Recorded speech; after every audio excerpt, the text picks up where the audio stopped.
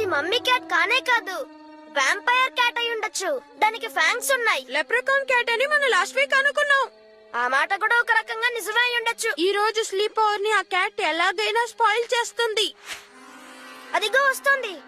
అదేం చేస్తుందో చూస్తాను. బహుశా అది హైడ్రా క్యాట్ అయి ఉండొచ్చు. కానీ దీనికి ఒక తలేగా ఉంది. అనుమానంగా ఉంది.